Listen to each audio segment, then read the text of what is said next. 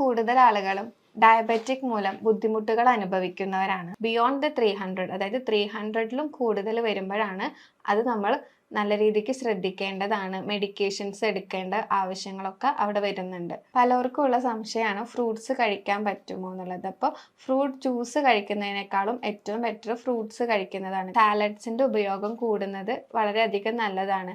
അതിൽ ഒരുപാട് fibre കണ്ടന്റും anti oxidants ഒക്കെ ഉണ്ട്. ഈ ഡയബറ്റിക് പൂർണ്ണമായിട്ട് മാറ്റിയെടുക്കുക അല്ലെങ്കിൽ ഡയബറ്റിക് ഇല്ലാതാക്കുക എന്ന് പറയുമ്പോൾ നമ്മൾ ഈ ബ്ലഡ് വെസൽസിലുള്ള അല്ലെങ്കിൽ ബ്ലഡിനകത്തുള്ള ഗ്ലൂക്കോസിന്റെ അളവ് കുറച്ച് കൊണ്ടുവരികയാണ് വേണ്ടത്. അതിനെ നീക്കം ചെയ്യണമെങ്കിൽ ഒന്നുകിൽ നമുക്ക്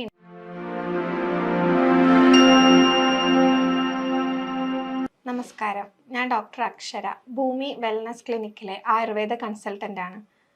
നമുക്ക് ഏവർക്കും സുപരിചിതമായിട്ടുള്ള ഒരു അസുഖമാണ് ഡയബറ്റിക് എന്ന് പറയുന്നത്. ഇന്ന് കൂടുതൽ ആളുകളും ഡയബറ്റിക് മൂലം ബുദ്ധിമുട്ടുകൾ അനുഭവിക്കുന്നവരാണ്. എന്താണ് ഇതിന്റെ കാരണങ്ങൾ, എന്താണ് ഡയബറ്റിക്, അതുപോലെ തന്നെ എങ്ങനെയാണ് നമുക്ക് ഡയബറ്റിക് കൺട്രോളിൽ വരുത്താം എന്നുള്ള കാര്യങ്ങളൊക്കെ ഇന്ന് നമുക്ക് നോക്കാം.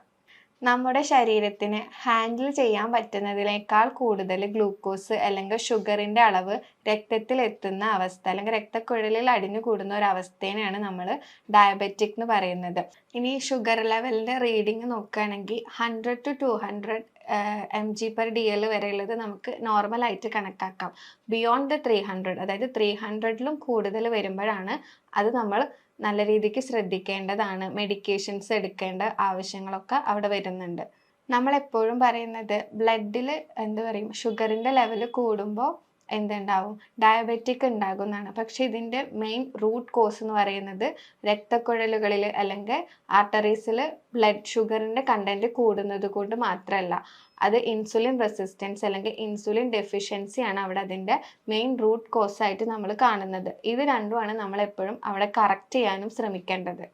നോർമലായിട്ട് നമ്മൾ കഴിക്കുന്ന ഭക്ഷണം എന്താവും, ഗ്ലൂക്കോസ് ആയിട്ട് കൺവേർട്ട് ആവും. ഈ കൺവേർട്ട് ആയിട്ടുള്ള ഗ്ലൂക്കോസ് ഡയറക്റ്റ് ആയിട്ട് എന്ത് ചെയ്യും, നമ്മുടെ സെല്ലിലെത്തും with the help of insulin. പക്ഷെ നമ്മൾ അമിതമായിട്ട് ഭക്ഷണം കഴിക്കുക അല്ലെങ്കിൽ കാർബോഹൈഡ്രേറ്റ് കൂടുതലുള്ള രീതിക്കുള്ള ഭക്ഷണങ്ങൾ കഴിക്കുമ്പോൾ എന്തുണ്ടാവും, ഗ്ലൂക്കോസിന്റെ അളവും കൂടും. ഈ ഗ്ലൂക്കോസിന്റെ അളവും ബ്ലഡിൽ കൂടുകയും ചെയ്യും. അതോടൊപ്പം തന്നെ പാൻക്രിയാസിൽ നിന്നാണ് ഇൻസുലിൻ പ്രൊഡ്യൂസ് ചെയ്യുന്നത്. അപ്പോൾ ഈ ഇൻസുലിന്റെ പ്രൊഡക്ഷനും അവിടെ കൂടും. അറ്റ് ദ സെയിം ടൈം സെൽസിന് ഒരു പരിധി വരെ നമുക്ക് എന്തുണ്ടാവുള്ളൂ, ഈ ഗ്ലൂക്കോസിനെ എടുക്കാൻ പറ്റത്തുള്ളൂ. അപ്പോൾ സെൽസിന് താങ്ങാൻ പറ്റുന്നതിലും കൂടുതൽ ഇൻസുലിൻ്റെയും അതുപോലെ തന്നെ ഗ്ലൂക്കോസിൻ്റെയും പ്രൊഡക്ഷൻ വരുമ്പോഴാണ് കൂടുതലായിട്ടും ഇൻസുലിൻ അല്ലെങ്കിൽ ഒരു ഡയബറ്റിക് എന്നുള്ള ഒരു അവസ്ഥയിലേക്ക് പോകുന്നത്. അതിനെയാണ് നമ്മൾ ഇൻസുലിൻ റെസിസ്റ്റൻസ് എന്ന് പറയുന്നത്. ഇപ്പോൾ ഡയബറ്റിക്കിന്റെ ഒരു മെയിൻ റൂട്ട് കോസ് ആണ് ഇൻസുലിൻ റെസിസ്റ്റൻസ്. അതാണ് ഇപ്പോൾ നമ്മൾ പറഞ്ഞു കഴിഞ്ഞത്.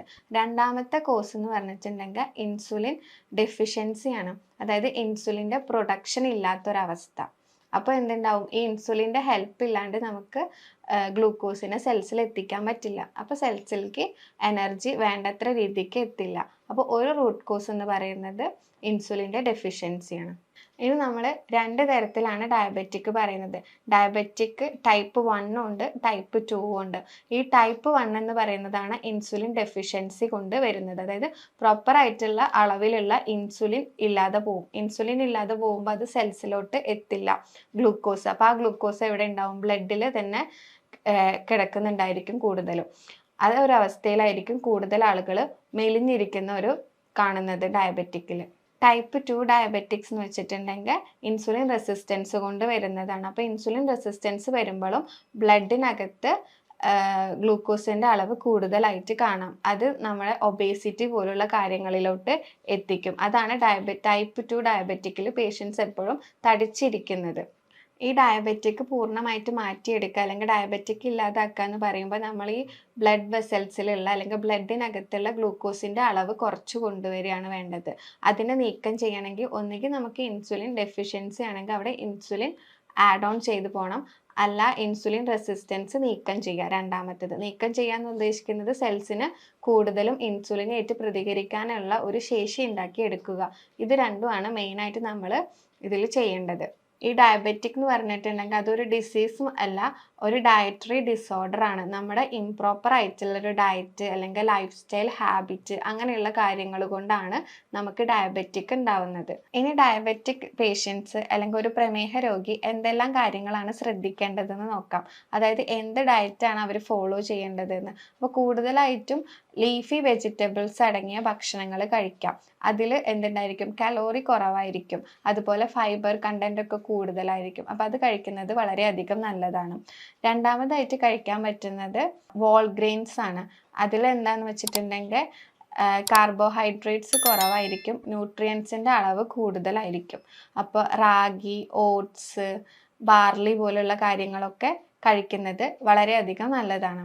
മൂന്നാമതായിട്ട് കഴിക്കേണ്ടത് ബെറീസ് ആണ്. ബെറീസ് എന്ന് വെച്ചിട്ടുണ്ടെങ്കിൽ സ്ട്രോബെറി, റാസ്ബെറി, ബ്ലൂബെറി പോലെയുള്ള ഫ്രൂട്ട്സ് കഴിക്കുന്നതും വളരെയധികം നല്ലതാണ്. ഇത് ഓക്സിഡേറ്റീവ് സ്ട്രെസ് കുറയ്ക്കും നമ്മുടെ ശരീരത്തിൽ. അതും ഡയബറ്റിക്കിനെ കൺട്രോൾ ചെയ്യാനും ഹോർമോൺ ബാലൻസിനൊക്കെ വളരെയധികം നല്ലതാണ്. അടുത്തതായിട്ട് ഫ്രൂട്ട്സ് ആണ്. പലർക്കും ഉള്ള സംശയമാണ് ഫ്രൂട്ട്സ് കഴിക്കാൻ പറ്റുമോ എന്നുള്ളത്. അപ്പോൾ ഫ്രൂട്ട് ജ്യൂസ് കഴിക്കുന്നതിനേക്കാളും ഏറ്റവും ബെറ്റർ ഫ്രൂട്ട്സ് കഴിക്കുന്നതാണ്. കാരണം ഫ്രൂട്ട് ജ്യൂസിലാകുമ്പോൾ ഫൈബറിൻ്റെ കണ്ടന്റ് കുറവായിരിക്കും. ഫ്രൂട്ട്സിൽ തന്നെ ഏറ്റവും കൂടുതൽ പ്രിഫർ ചെയ്യേണ്ടത് സിട്രസ് അടങ്ങിയിട്ടുള്ള ഫ്രൂട്ട്സ്, നാരങ്ങ പോലുള്ള സംഭവങ്ങളൊക്കെയാണ് കഴിക്കുന്നത് നല്ലതായിരിക്കും. ചക്ക, മാങ്ങ പോലുള്ള നല്ല ഫ്രക്ടോസ് കണ്ടന്റ് കൂടുതലുള്ള ഫ്രൂട്ട്സ് കഴിക്കുന്നത് അളവ് കുറയ്ക്കുന്നതും വളരെയധികം നല്ലതായിരിക്കും. അതുപോലെ തന്നെ കാർബോഹൈഡ്രേറ്റ് കുറവുള്ളതും പ്രോട്ടീൻ കൂടുതലുള്ളതും ഫാറ്റ് കൂടുതലുള്ളതുമായിട്ടുള്ള ഭക്ഷണങ്ങൾ, ഫാറ്റ് എന്ന് വെച്ചിട്ടുണ്ടെങ്കിൽ നല്ല കൊളസ്ട്രോൾ ഉണ്ടാകുന്ന രീതിക്കുള്ള ഭക്ഷണങ്ങൾ ആഡ് ചെയ്യുന്നതും നല്ലതാണ്. അതായത് ഈ നട്ട്സിലൊക്കെ ഈ പറഞ്ഞ ഒരു കാറ്റഗറിയിൽ വരുന്നതാണ്. പീനട്ട്, നിലക്കടല, ആൽമണ്ട്, അതുപോലെ പംകിൻ്റെ സീഡ്, മത്തക്കുരു, അങ്ങനെയുള്ള സംഭവങ്ങൾ നമുക്ക് സ്നാക്സ് ആയിട്ട് കഴിക്കാം. അത് കഴിക്കുമ്പോഴും അമിതമായ അളവിൽ കഴിക്കാൻ പാടില്ല. നമ്മുടെ ഉള്ളം കൈയിൽ കൊള്ളുന്ന ഒരു പിടി അത് കഴിക്കുന്നതായിരിക്കും എപ്പോഴും ബെറ്റർ. അപ്പോൾ സ്നാക്സ് ഒക്കെ ആയിട്ട് എപ്പോഴും ഇതുപോലെയുള്ള നട്ട്സ് ചൂസ് ചെയ്യുന്നത് വളരെയധികം നല്ലതാണ്. രാത്രിയിൽ ഏറ്റവും കൂടുതൽ സാലഡ്സ് കഴിക്കാൻ പ്രിഫർ ചെയ്യുക. അതും ഒരു 7 മണിക്കുള്ളിൽ തന്നെ നമ്മുടെ ഡിന്നർ കഴിയുന്ന രീതിക്ക്. അപ്പോൾ സാലഡ്സിൻ്റെ ഉപയോഗം കൂടുന്നത് വളരെയധികം നല്ലതാണ്.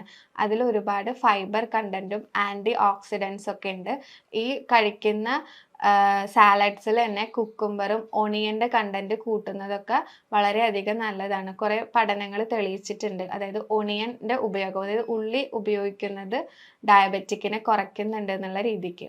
ഇനി എന്തെല്ലാം ഭക്ഷണങ്ങളാണ് ഇതിൽ ഒഴിവാക്കേണ്ടതെന്ന് നോക്കാം. ഒറ്റ വാക്കിൽ പറയുകയാണെങ്കിൽ ഹൈ ഗ്ലിസറീമിക് ഇൻഡെക്സ് വരുന്ന ഭക്ഷണങ്ങൾ പൂർണ്ണമായിട്ടും ഒഴിവാക്കുക. അതായത് വൈറ്റ് റൈസ്, ബ്രെഡ്, പിന്നെ ഈ മണ്ണിനടിയിൽ ഉണ്ടാവുന്ന കിഴങ്ങ് വർഗ്ഗങ്ങളില്ലേ, പൊട്ടാറ്റോ അല്ലെങ്കിൽ മധുരക്കിഴങ്ങ് പോലെയുള്ള കാര്യങ്ങൾ, അതെല്ലാം നമുക്ക് ഒഴിവാക്കേണ്ടതാണ്. റിഫൈൻഡ് ഓയിൽസ് അല്ലെങ്കിൽ ജങ്ക് ഫുഡ്സ്, പിന്നെ ആഡഡ് ആയിട്ടുള്ള ഷുഗർ, ഇങ്ങനെയുള്ള കാര്യങ്ങളൊക്കെ നമ്മൾ പൂർണ്ണമായിട്ടും ഒഴിവാക്കുക. അതുപോലെ തന്നെ നമ്മൾ ശ്രദ്ധിക്കേണ്ട മറ്റൊരു കാര്യമാണ് രാവിലെ എഴുന്നേറ്റിട്ട് 1 ഹവറിൻ്റെ ഉള്ളിൽ തന്നെ നമ്മൾ നമ്മുടെ ഭക്ഷണം കഴിക്കാൻ ശ്രമിക്കുക. അങ്ങനെ കഴിച്ചിട്ടില്ല എന്നുണ്ടെങ്കിൽ നമ്മുടെ വയറ്റിൽ അസിഡിറ്റി പോലെയുള്ള കാര്യങ്ങൾ വന്നിട്ട് മറ്റുള്ള അസുഖങ്ങളിലോട്ടും ലീഡ് ചെയ്ത് പോകും. ഇനി നമുക്ക് ഡയബറ്റിക് ഉണ്ടെന്ന് നമ്മൾ തിരിച്ചറിഞ്ഞു കഴിഞ്ഞാൽ ആദ്യത്തെ ഒരു 3-4 മാസങ്ങളിൽ നമ്മൾ മിൽക്ക് പ്രൊഡക്റ്റിൻ്റെ ഉപയോഗവും ഉപയോഗിക്കാതെ ഇരിക്കുന്നതായിരിക്കും ഏറ്റവും നല്ലത്. ഇനി നമുക്ക് കുറച്ച് ഹോം റെമഡീസിലേക്ക് പോവാം. ഹോം റെമഡീസ് പറയുകയാണെങ്കിൽ നമുക്കറിയാം ഉലുവ ഒരു പിടി എടുത്തിട്ട് നമ്മൾ തലേ ദിവസം വെള്ളത്തിലിട്ട് വെക്കുക.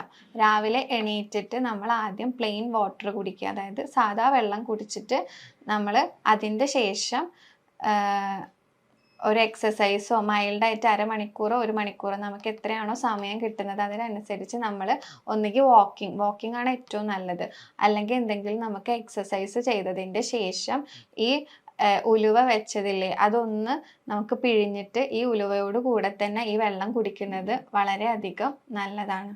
അതുപോലെ തന്നെ നെല്ലിക്ക വെച്ചിട്ട് നമുക്ക് ജ്യൂസ് അടിക്കാം. ഉപ്പും പഞ്ചസാര അങ്ങനെയുള്ളതൊന്നും തന്നെ ഇടാതെ നെല്ലിക്ക വെച്ചിട്ട് ജ്യൂസ് അടിച്ചിട്ട് അതിലൊരു സ്പൂണ് മഞ്ഞൾ അല്ലെങ്കിൽ 1/2 സ്പൂണ് മഞ്ഞൾ ഇട്ടിട്ട് നമുക്ക് കഴിക്കുന്നതും വളരെ എഫക്റ്റീവാണ്. ഒന്നുകിൽ ഇത് നമുക്ക് നൈറ്റിൽ കഴിക്കാം, അല്ലാന്നുണ്ടെങ്കിൽ മോർണിംഗിൽ കുടിക്കുന്നതും വളരെയധികം നല്ലതായിരിക്കും. അതുപോലെ തന്നെ തുളസി, ഇഞ്ചി, കറുകപ്പട്ടയൊക്കെ ഇട്ടിട്ട് നമുക്ക് ചെറിയതായിട്ട് ചായ ഉണ്ടാക്കുന്നത് പോലെ ഉണ്ടാക്കുക. അതായത് ചായപ്പൊടിക്ക് പകരം തുളസി, ഇഞ്ചി, കറുകപ്പട്ടയുടെ പൊടിയൊക്കെ ഇട്ടിട്ട് വെള്ളം തിളപ്പിച്ചിട്ട് അത് ഒരു ഗ്ലാസ് കുടിക്കുന്നതും വളരെയധികം നല്ലതായിരിക്കും. അതുപോലെ തന്നെ ഇളം ചൂടുള്ള വെള്ളത്തിൽ ചെറുനാരങ്ങ പിഴിഞ്ഞിട്ട് ചിയാ സീഡ്സ് ആഡ് ചെയ്തിട്ട് മോർണിംഗിൽ കഴിക്കുന്നതും വളരെയധികം നല്ലതാണ്. അതുപോലെ തന്നെ ധാരാളം യോഗ പോസ്ചറുകൾ അല്ലെങ്കിൽ യോഗാസനങ്ങളും ഉണ്ട്. നമുക്ക് മെഡിറ്റേഷൻസിലൂടെയൊക്കെ നമുക്ക് ഈ ഡയബറ്റിക് കൺട്രോൾ ചെയ്ത് കൊണ്ടുവരാൻ പറ്റും. ട്വിസ്റ്റിംഗ് പോസ്ചറുകൾ എല്ലാം തന്നെ ഇതിൽ വളരെയധികം സഹായിക്കും. അതായത് അർദ്ധ മത്സ്യാസനം, വക്രാസനം പോലുള്ള യോഗ പോസ്റ്റേഴ്സ് ചെയ്യുന്നതും വളരെയധികം എഫക്റ്റീവാണ്. ആയുർവേദത്തിൽ ഇതിനെ പ്രമേഹം അല്ലെങ്കിൽ മധുമേഹം പോലുള്ള കണ്ടീഷൻസ് ആയിട്ടാണ് നമ്മൾ പറയുന്നത്. അപ്പോൾ ഇത് പൂർണ്ണമായിട്ട് മാറ്റാൻ പറ്റില്ലെങ്കിലും നമുക്കൊരു പരിധി വരെ കൺട്രോളിൽ കൊണ്ടുവരാവുന്ന ഒരു ഡിസീസ് ആയിട്ടാണ് നമ്മൾ ആയുർവേദത്തിൽ ഇതിന് പറയുന്നത്. അതിന് വേണ്ടിയിട്ട്, അതായത് ഈ ഡയബറ്റിക് കൺട്രോളിൽ വരുത്തുന്ന രീതിക്കുള്ള ധാരാളം മെഡിസിൻസും ട്രീറ്റ്മെൻറ്റും ആയുർവേദത്തിൽ അവൈലബിൾ ആണ്. ഈ പറഞ്ഞ കാര്യങ്ങളിൽ എന്തെങ്കിലും സംശയം ഉണ്ടെങ്കിൽ താഴെ കാണുന്ന നമ്പറിൽ നിങ്ങൾക്ക് കോൺടാക്റ്റ് ചെയ്യാവുന്നതാണ്. അടുത്തൊരു വീഡിയോ ആയിട്ട് വീണ്ടും കാണാം. Thank you.